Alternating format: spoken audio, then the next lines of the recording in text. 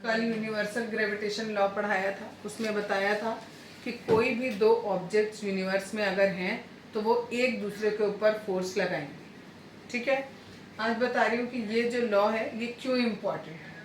पहली बात कि ये जो लॉ है ये बहुत सारे फिनोमेना को एक्सप्लेन करता है।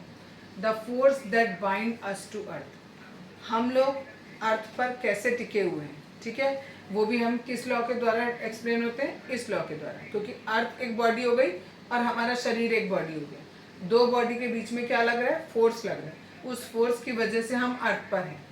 ठीक, the motion of moon around the earth. ठीक, मून क्या करता है, अर्थ के चारों तरफ चक्कर काटता है। अगर ये हमारी अर्थ है, मून हमारा ऐसे गोल गोल चक्कर काट रहा है। ठीक है, क्यों काट रहा है, अगर बीच में ये सेंट्रीपिटल फोर्स नहीं होगा, ये इसकी तरफ अर्थ के सेंटर की तरफ एक फोर्स लगता है जिसे सेंट्रीपिटल फोर्स कहते हैं।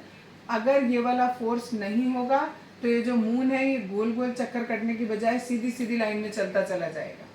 ठीक है, मून जो है वो गोल गोल क्यों घूम रहा है, बिकॉज अर्थ के सेंटर की तरफ एक फोर्स लग रहा है जिसे हम सेंट्रीपिटल फोर्स कहते हैं।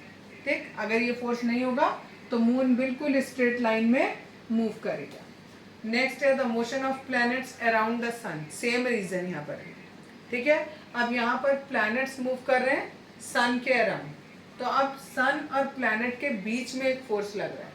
अगर वो फोर्स नहीं होगा तो प्लैनेट कैसे स्ट्रेट लाइन में मूव करेंगे, बजाय सन के चारों तरफ चक्कर लगाने के स्ट्रेट लाइन में कहीं मूव करेंगे। नेक्स्ट है the tide due to the moon and the sun, moon और सन की वजह से जो समुद्र में टाइड्स आते हैं, लो टाइड और हाई टाइड, ठीक है, उसका भी क्या कारण है, ये यूनिवर्सल लॉ ऑफ ग्रेविटेशन है। अब नेक्स्ट टॉपिक है, यहाँ पर ये यूनिवर्सल लॉ ऑफ ग्रेविटेशन खत्म हो गया। नेक्स्ट है फ्री फॉल। फ्री फॉल का मतलब होता है whenever objects fall towards the earth under gravitational force alone. Alone लिखना जरूरी है यहाँ पर। क्या बोला, कोई भी ऑब्जेक्ट अर्थ की तरफ गिर रही है और कैसे गिर रही है, उस पर केवल एक फोर्स लग रहा है, दैट इज ग्रेविटेशनल फोर्स।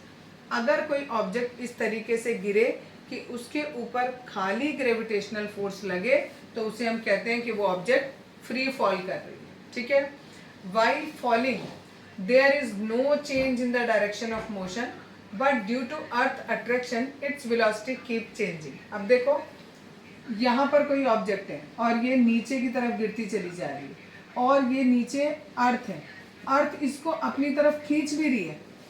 ठीक है, ये तो खुद भी नीचे गिर रही है और अर्थ इसे अपनी ओर खींच रही है। तो क्या होगा, ये जो ऑब्जेक्ट है, इस ऑब्जेक्ट की वेलोसिटी नीचे जाते जाते जाते इंक्रीज हो जाएगी।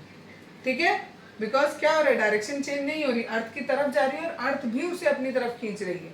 ठीक, तो इसकी वेलोसिटी चेंज हो जाएगी। इसकी वेलोसिटी चेंज हो रही है, दैट मीन्स इसमें क्या हो रहा है, एक्सेलरेशन हो रहा है।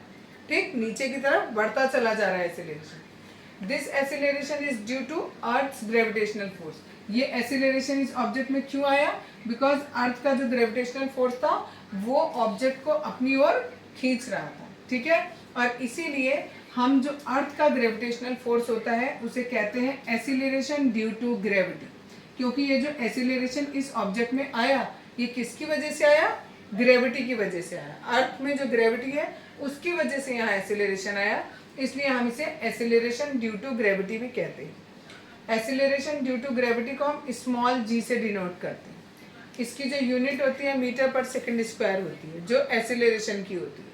ठीक है, एक्सेलरेशन की यूनिट भी मीटर पर सेकंड स्क्वायर होती है और एक ही जगह ही हम क्या कह रहे हैं, जी हो जाएगा। क्यों हो जाएगा, बिकॉज इस पर केवल एक ही फोर्स लग रहा है, दैट इज ग्रेविटी, उसी की वजह से इसकी वेलोसिटी चेंज हो रही है, तो ये हमारा एक्सेलरेशन हो जाएगा।